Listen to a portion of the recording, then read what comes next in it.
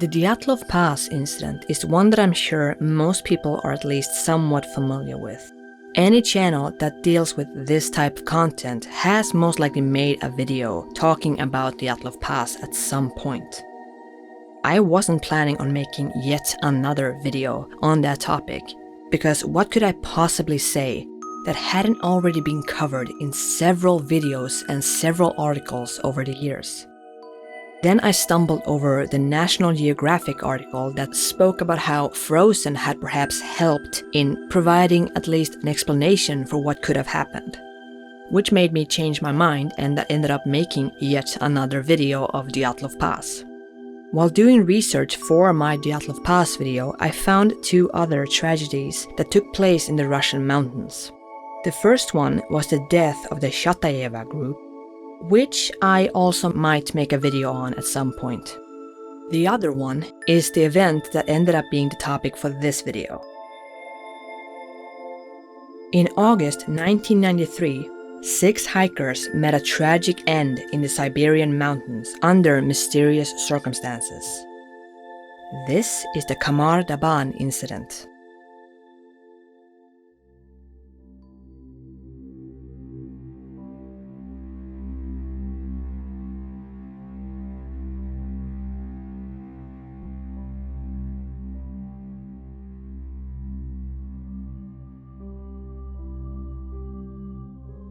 In 1993, a hike was planned to the Khamar Daban mountain range. The group was led by Ludmila Kurovina, a 41-year-old experienced hiking instructor and survivalist. She was considered a master by her peers and her students. She was known for having a bit of a tough love method of teaching her students, though this was a method that paid off. Her students would describe her as being a good teacher who taught them confidence and crucial hiking skills. By all accounts, Ludmila was a very experienced and competent hiking instructor. She planned a hike with her students, and they were going to go up the Khamar Daban mountain range in August. It was an area that Ludmila was very experienced with.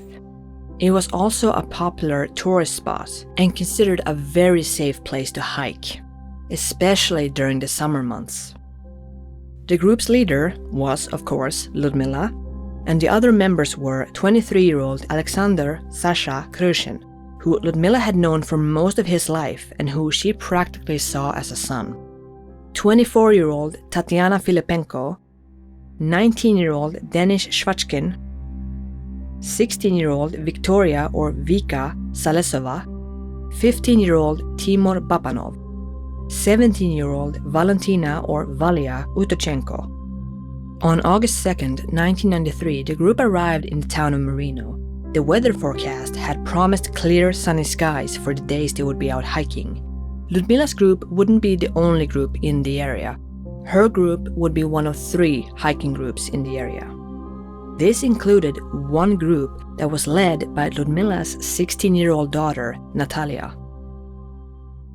Their 2 groups planned to meet up at the bottom of the pass when their hiking routes would cross paths, which, if everything went according to plan, would be on August 5th. They had been planning this hike for months, and for the students, this was their chance to prove themselves as hikers. The hike began on August 2nd, and for the first 2 days, it went better than planned, and the group managed to cover a lot of ground. On August 4th, the group was beginning their descent when they were hit by a rainstorm. This soaked their supplies and forced them to slow down due to the added weight. And so they decided to set up camp on a slope, despite there being a forested area roughly 4 kilometers away. This slope where they set up camp was completely uncovered and offered no shelter whatsoever from the bad weather. They set up their camp, but they were unable to build a fire that night. Despite this, the hikers were in good spirits. By morning, a fresh sheet of snow had fallen on the mountain range, and the weather conditions were very poor. But this time they were able to build a fire, so they had breakfast before setting out again.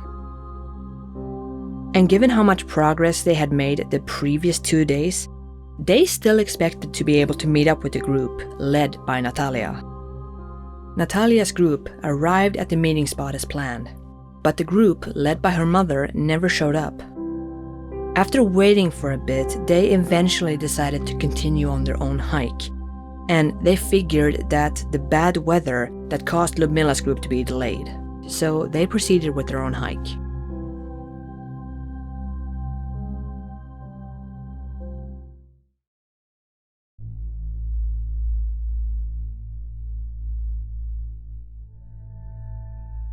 Four or 5 days later, on August 9th or August 10th, the reports vary, a group of kayakers were paddling down a river at the base of the Khamar Daban mountains when they noticed something in the tree line. A lone girl was standing near the shore and she was looking at them. At first, they kept on paddling right past her, but shortly after, they decided to go back and check on her. That girl was Valentina or Valia Utochenko, and she would later be known as the only survivor of the group of 7 hikers. According to Valia, this is what happened. After eating breakfast on the morning of August 5th, the group had packed up their gear and set off down the mountain. A few minutes later, Sasha, who was at the back of the group, began to scream. When the others turned to check on him, they saw him bleeding heavily from his mouth, nose, and ears. He was also frothing at the mouth. A few moments later, he fell to the ground convulsing and then went completely still. Ludmila ran up to him and ordered the other hikers to continue down the slope as quickly as possible. She was completely distraught and she tried in vain to get Sasha to wake up. Doing what they were told, the other hikers started descending the slope, but they didn't get far before hearing Ludmila call to them for help. Running back up the slope, they found Ludmila and she was having the same symptoms as Sasha. Her nose, mouth, and ears were bleeding, and, like Sasha, she was frothing at the mouth. Then she started convulsing and fell back to the ground, landing on top of Sasha. The next one to show symptoms was Tatiana, as she was the first who had gotten to Ludmila when the other hikers ran back up the slope to try and help her. She collapsed while holding her throat as if she couldn't breathe. Allegedly, she crawled over to a nearby rock where she began banging her head against it until she went limp. The next were Vika and Timur, who ran down the slope while clutching their throats, seemingly in a panic. Valia tried to go after Vika and help her, but Vika bit her when she got close. Soon, both of them would fall to the ground. During all of this, Dennis had hidden behind a rock, presumably terrified. Now Valia and Dennis were the only ones left. They quickly realized that they had to get away from this site. While she was digging through her backpack to grab essentials, Valia heard something and she looked up and saw that Dennis had collapsed. He was convulsing and he was bleeding heavily. At this point, Valia just ran and the only supply that she managed to grab was a tent. She kept running down the mountain until she was certain that she had gotten far enough away from the site. Finding cover under a tree, she set up camp for the night. But she realized that if she was going to survive in the wilderness until help arrived or she managed to find someone, she needed to get supplies. So the following morning, she went back up the mountain to the site where the others had fallen. When arriving, she saw that none of the other hikers had moved from where they were when she left them the day before. Realizing that they were all deceased and there was nothing she could do for them, she took the supplies she needed before leaving the area once again. For the next 3 or 4 days, Valia would wander the woods trying to find help. Following the power lines, she eventually made her way down to the river where she would be spotted by the kayakers. After being rescued, Valia was understandably in shock, and it took a few days before she was able to recount her version of events. The rest of the hikers would not be recovered until the end of August. By that point, decomposition had set in. Reportedly, the state of the hikers when they were found had left the search team shocked. Allegedly, the hikers' faces were contorted and grimacing as if they were in pain. Some of them were barefoot and wearing nothing but tights, which matched Valia's account that some of the hikers had begun tearing their clothes off. And, like Valia said, Ludmila was found draped over Sasha. The autopsy of the bodies would conclude that hypothermia played a role in their deaths. Except for Ludmila. Her cause of death was reportedly a heart attack. It was also found that the hikers appeared to suffer from protein deficiency due to malnutrition, and they all had signs of bruising on their lungs. In the end, their deaths was ruled to be accidental. Many questions remain. What caused their intense illness? What caused the violent fits that some of them had? Why and how did 6 healthy people just perish like that?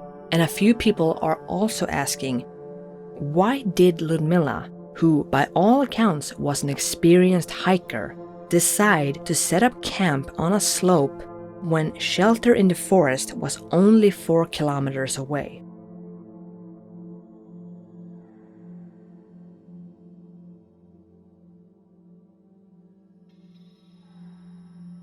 Like with any other mystery, there are tons of theories regarding this incident. They range from the supernatural to the more logical and scientific. The one theory that popped up the most during research for this video is the nerve gas theory. This seems to be what most people believe is what happened to the hikers. Basically, they accidentally wandered into a secret testing site or a waste dump for nerve agents. Nerve agents are usually airborne, and they enter a person's system when they unknowingly breathe in the gas. But a nerve agent can also be absorbed through the skin. Getting poisoned by a nerve agent leads to symptoms such as convulsions, the pupils constricting, and frothing at the mouth. The first symptoms will appear in seconds after exposure to a nerve agent. It will only take minutes before the afflicted will die from either asphyxiation or cardiac arrest. These symptoms thus match Valia's description of the symptoms that the others suffered: the convulsions, the frothing at the mouth, and 3 of the hikers had clutched their throats as if they were unable to breathe. And Ludmila reportedly succumbed to a heart attack. However, the cause of death for the hikers was determined to be hypothermia. So, if they were exposed to some kind of nerve agent, it could be that they were knocked unconscious by the toxin and then succumbed to exposure. That doesn't really explain, though, why Tatiana was banging her head against a rock until she went limp. How did Valia survive? The Khamar Daban mountains are a public area where many tourists travel through at any given time during the summer months.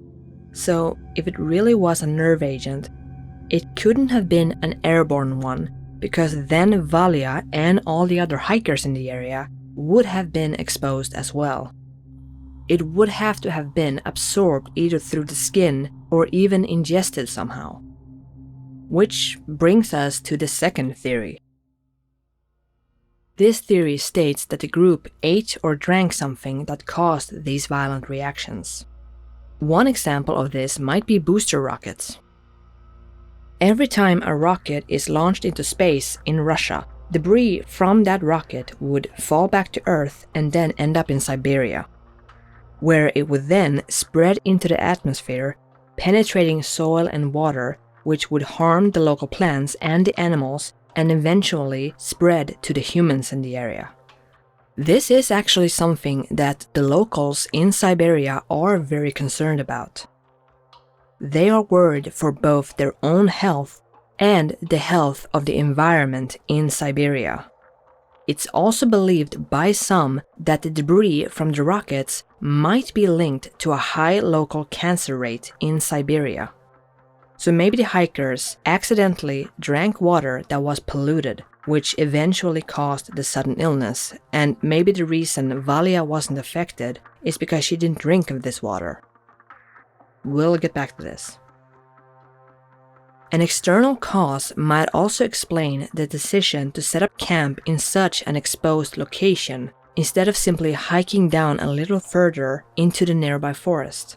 Maybe the hikers were already affected by this weird toxin. They weren't thinking clearly, and that's why they decided to set up camp in such an exposed spot, and why they struggled to start a fire. Valia had said that some of the hikers stripped off their clothes and they were found barefoot and in nothing but their tights. This, however, might be explained by something called paradoxical undressing. To put simply, paradoxical undressing is when the body is so cold that it tricks itself into thinking that it's overheating, which means that you start taking off your clothes because you think you're overheating when in reality you are freezing.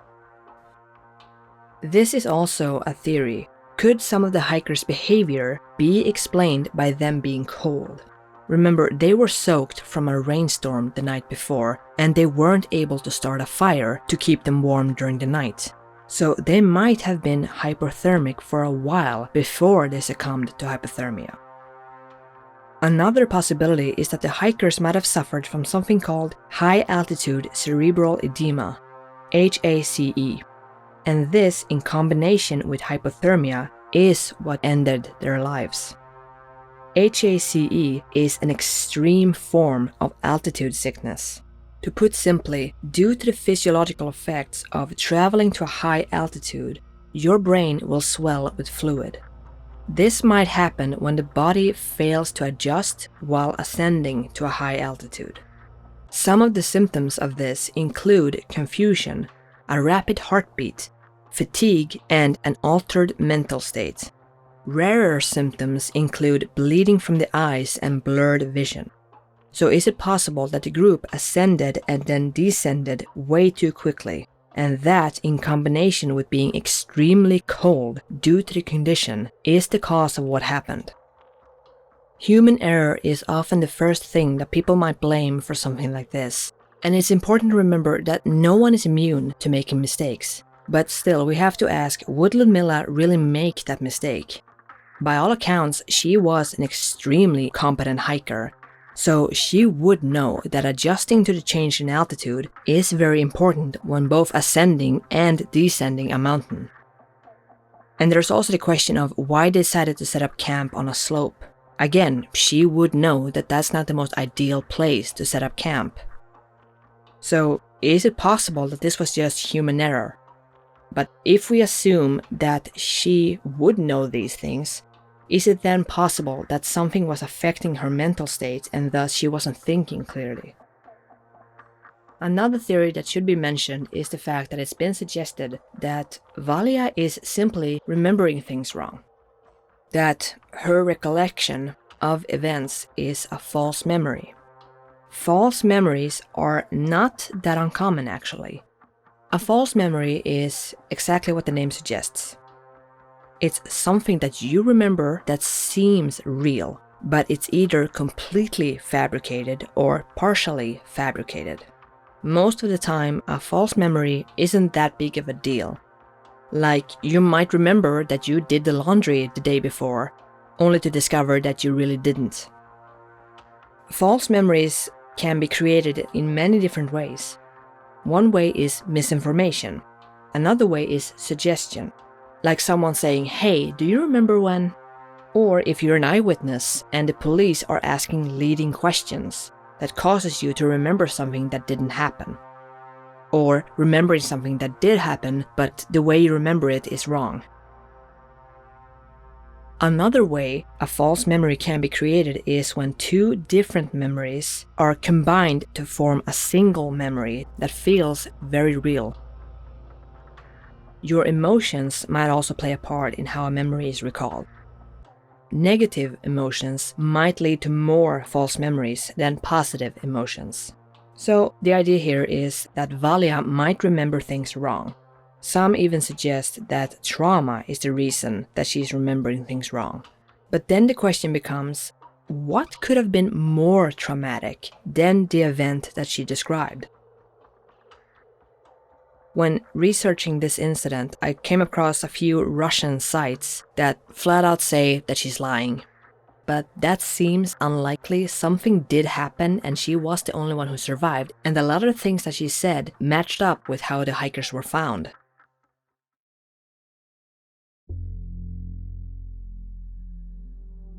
The belief that it was an external cause isn't that unbelievable.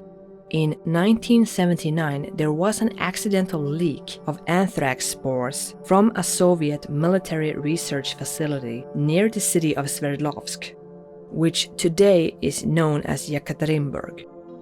This leak would cause an outbreak and result in approximately 100 deaths, though the exact number is unknown. Let's go back to the idea of the hikers drinking contaminated water and look at Lake Baikal, which is the deepest and oldest lake in the world. It's located not far from the Khamar Daban mountains, and, relevant for this theory, it's a known dumping ground for toxic waste. So imagine if the water from this lake, which we know is contaminated, somehow found its way down the mountain, perhaps during a rainstorm, and then ended up near a group of hikers. Though if this was the cause, it should have affected the other groups in the area. We know that there were at least 2 other groups hiking in that area at the same time. The nerve agent theory is the one mentioned the most often. It seems kind of unlikely that the Russian military would test or dump nerve agents so close to known hiking routes. But then again, Lake Baikal is a known dumping ground for toxic waste. And it is located near the Khamar Daban mountains, where there are a lot of hikers. In the 28 years since the incident, many theories as well as questions have popped up. In the end, we can only speculate about what happened. The questions are many and the answers are few. One theory might answer some of the questions while creating other questions.